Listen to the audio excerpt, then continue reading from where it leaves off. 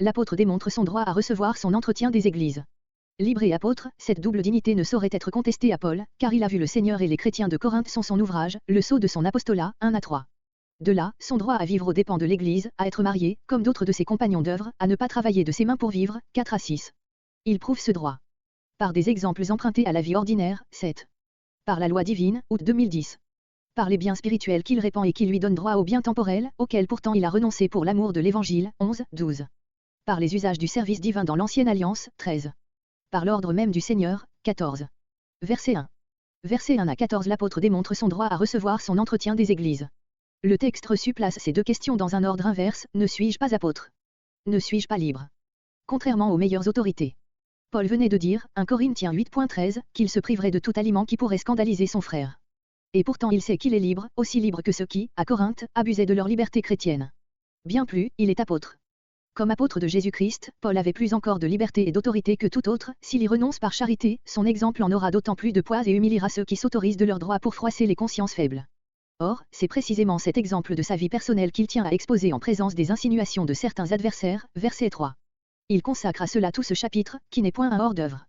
Paul avait probablement vu le Seigneur avant qu'il mourût sur la croix, mais ce n'est pas de ce temps qu'il parle ici, puisque ce triste privilège, il l'aurait eu en commun avec les ennemis du Sauveur, comparé 2 Corinthiens 5.16, note. Il a vu le Seigneur glorifié, acte 9.3 et suivant, qui lui est apparu en divers temps et dont il a reçu des révélations, Galates 1.1, comparé acte 18.9, acte 18.10, 1 Corinthiens 11.23, 2 Corinthiens 12.1 et suivant. Il rappelle ces faits pour justifier son caractère apostolique, que niaient ses adversaires en disant qu'il n'avait pas vu le Seigneur et qu'à cause de cela il ne pouvait pas être le témoin de sa vérité comme les autres apôtres, verset 3. Ainsi parlait sans doute le parti qui se réclamait de Cépha, 1 Corinthiens 1.12. Comme église qu'il avait fondée et dont les membres avaient été en grande partie amenés par lui à la foi, sceau divin posé par Dieu même sur son apostolat, verset 2. Ce mot dans le Seigneur, versets 1 et 2, ajoute à la démonstration de l'apôtre quelque chose d'intime et de sacré. Toute son œuvre à l'égard des Corinthiens a eu lieu selon le Seigneur, dans sa communion, en sorte que le Seigneur lui-même en est le témoin et le vrai auteur. Verset 3.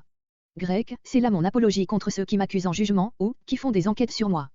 Son apologie irréfutable, c'est que ses lecteurs sont son ouvrage, le sceau de son apostolat, versets 1 et 2. Verset 4. Cette question se lie à la fois aux libertés qu'il a discutées dans le chapitre précédent et aux pensées qui suivent, c'est-à-dire au droit qu'aurait l'apôtre de vivre aux dépens des églises auxquelles il avait annoncé l'évangile, versets 7 et suivants. Verset 5. Grec, une surfemme, c'est-à-dire une épouse chrétienne. Ainsi les autres apôtres et spécialement les frères du Seigneur, Jacques le mineur et Jude, et Pierre, les plus renommés d'entre les apôtres, Galates 2.9, Matthieu 16.18, Matthieu 16.19, étaient tous mariés et leurs femmes les accompagnaient dans leur voyage missionnaire. Si Paul, par des raisons qu'il a exposées, 1 Corinthiens 7, a renoncé à l'état du mariage, il n'en revendique pas moins le droit. Et c'est en présence de ces faits qu'une église établit le célibat forcé des prêtres. C'est qu'avant cela elle avait renié l'autorité de la parole de Dieu et ramené dans la nouvelle alliance le prêtre de l'ancienne, au détriment de la sacrificature unique et parfaite de Jésus-Christ et au mépris du sacerdoce universel de tous les chrétiens. C'est le célibat obligatoire qui fait la caste, mise à la place de l'homme et du citoyen. Verset 6.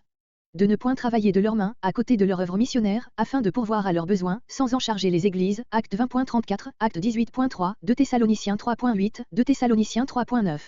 Il ressort de là que Barnabas suivait à cet égard la même ligne de conduite que Paul, que ces deux serviteurs de Dieu savaient s'estimer et s'aimer, malgré le fait rapporté acte 15.39, enfin, que Barnabas exerçait son ministère dans les églises d'Occident. Verset 8. L'exemple des muresses et des usages des hommes que l'apôtre venait de citer, verset 7, pour rendre plus légitime sa pensée, aurait pu, aux yeux de plusieurs, manquer d'autorité, c'est pourquoi il recourt à une plus haute autorité, celle de la loi. Verset 9. Sans aucun doute Dieu prend soin des buffles et de toute créature, cette loi, Deutéronome 25.4, le prouve aussi bien que d'autres pareils, Deutéronome 22.6-10, Lévitique 22.28, mais ces lois d'une tendre providence sont moins écrites pour les animaux, qui ne savent pas lire, remarque Luther, que pour l'homme qui doit apprendre par là à être humain et reconnaissant, même envers les êtres destitués de raison qui le servent par leur travail, combien plus envers son semblable.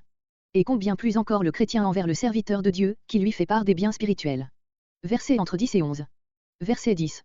Une variante adoptée par M. Godet porte, celui qui foule doit participer à l'objet espéré. Les actes de labourer et de fouler ne présentent pas deux exemples parallèles, juxtaposés. Labourer est pénible, mais fouler le grain, non. Ce dernier acte nous transporte au jour de la moisson, où le bœuf, libre de toute muselière, prend sa part de la récompense espérée. Verset 12. L'apôtre s'applique le principe qu'il a établi abondamment, mais il lui vient à l'esprit encore deux arguments qu'il ne veut pas omettre, versets entre 13 et 14, puis il reprend, verset 15, son application à lui-même. Verset 13. Grec, ceux qui s'emploient aux choses sacrées, mangent les choses du sanctuaire. Paul veut parler des Lévites et des prêtres de l'Ancienne Alliance, qui n'avaient point eu de part avec les autres tribus dans la terre de la promesse, car l'Éternel était leur part et leur héritage et ils devaient vivre de ce qui était offert au temple, Nombre 18.8 et suivant, Nombre 18.21-24. Verset 14. Cet ordre se trouve à Matthieu 10.10, Luc 10.7. Verset 15. Il le déclare formellement et ne réclame rien pour lui, si ce n'est ce sujet de gloire, prêcher gratuitement l'Évangile, dont la dispensation lui a été imposée, sans se prévaloir des droits qu'il lui donne, 15 à 18. Libre à l'égard de tous, il s'est assujetti à tous, s'étant fait juif aux juifs, sans loi à ceux qui sont sans loi, faible aux faibles, tout à tous, afin de sauver les âmes et d'avoir part à l'Évangile, 19 à 23. Versets 15 à 23. Il a volontairement renoncé à ce droit. Grec, mon sujet de gloire. Par où l'apôtre n'entend point une gloire devant Dieu, mais devant les hommes, Romains 4.2. Cette gloire, qu'il revendique en présence de l'Église et qui le distinguait des autres apôtres, vrai ou faux, c'est qu'il annonçait l'Évangile gratuitement, verset 18, et qu'il s'imposait pour cela tous les renoncements et toutes les fatigues, verset juin 2014. Mais est-ce pour lui qu'il recherchait cette gloire? Nullement, il ne veut que lever par là un des plus grands obstacles au progrès de l'Évangile, verset 12, et prévenir les accusations que ses adversaires n'auraient pas manqué d'élever contre lui, acte 20.34, 2 Thessaloniciens 3.8, 2 Thessaloniciens 3.9, 2 Corinthiens 11.7 et suivants. Toute cette gloire revenait donc à l'Évangile, verset 23, c'est-à-dire à Dieu, à qui toute gloire appartient. C'est par le même motif que tout serviteur de Dieu doit tenir fortement à l'honneur de son ministère et tout chrétien à l'honneur de sa conduite devant les hommes. Par un si saint motif, l'apôtre déclare formellement, au commencement de ce verset, qu'il n'écrit point ces choses pour qu'on lui rende le droit auquel il renonce, grec, pour qu'il m'arrive ainsi, c'est-à-dire de vivre de l'Évangile, verset 14. Verset 19. Ces versets 16 à 19 sont destinés à motiver et à justifier la pensée hardie du verset 15, je dois prêcher l'Évangile, ce n'est pas là le sujet spécial de gloire dont j'ai parlé, j'y suis obligé, si je m'y refusais, je serais coupable et ingrat envers la grâce que Dieu m'a faite, verset 16. Si je le fais de bon cœur, librement, gratuitement, j'en ai la récompense, sinon, j'y suis obligé par l'appel de Dieu, je fais office d'esclave, après avoir rempli ma tâche, je n'ai aucune récompense à attendre, verset 17. Quelle est donc cette précieuse récompense à laquelle j'aspire? C'est qu'en prêchant gratuitement l'Évangile, je l'établisse d'autant plus sûrement que je renonce à mon droit, verset 18, et qu'en sacrifiant une liberté légitime, je gagne d'autant plus d'âmes au Sauveur, verset 19, comparé verset entre 22 et 23. Verset 20. Le texte reçu retranche à ce verset toute cette phrase, bien que je ne sois pas moi-même sous la loi, ici rétablie selon les meilleurs manuscrits. Les Juifs et ceux qui sont sous la loi sont les mêmes hommes, mais la première de ces expressions les désigne comme nation, avec ses muresses, ses usages, etc., la seconde les dépeint dans leur rapport spécial avec Dieu, par le moyen de la loi. Pour bien comprendre que l'apôtre put être, grec, devenir, comme juif avec les juifs, il faut se souvenir que lorsque, pour les gagner à Christ, ils prenaient part à leurs usages religieux, ils ne considéraient point ces usages comme des traditions humaines, mais comme des institutions saintes, établies par Dieu même pour préparer son peuple à l'Évangile. Avec la signification toute spirituelle qu'il y voyait, il pouvait s'y associer en toute sincérité, y trouver de l'édification, d'autant plus qu'il aimait tendrement son peuple et appréciait hautement ses prérogatives, Romains 9.15. Mais pour cela, libre par l'Évangile, il ne se croyait point lié à la loi. Tout au contraire, le même homme qui pratiquait des usages religieux avec les Juifs, acte 16.3, acte 18.18, acte 21.20 et suivants, dans le sens que nous venons d'indiquer, s'y opposait avec toute l'énergie de sa conviction quand il voyait des chrétiens judaïsants exiger ces actes religieux comme méritoires et nécessaires au salut, ce qui détruisait la doctrine du salut par grâce, acte 15.1 et suivants, Galates 2.4-5, Galates 2.13-16. Verset 21. Paul désigne les païens comme ceux qui sont sans loi, sans la loi divine révélée, et il n'astreignait ni lui ni eux aux usages religieux des Juifs, qui les eussent éloignés.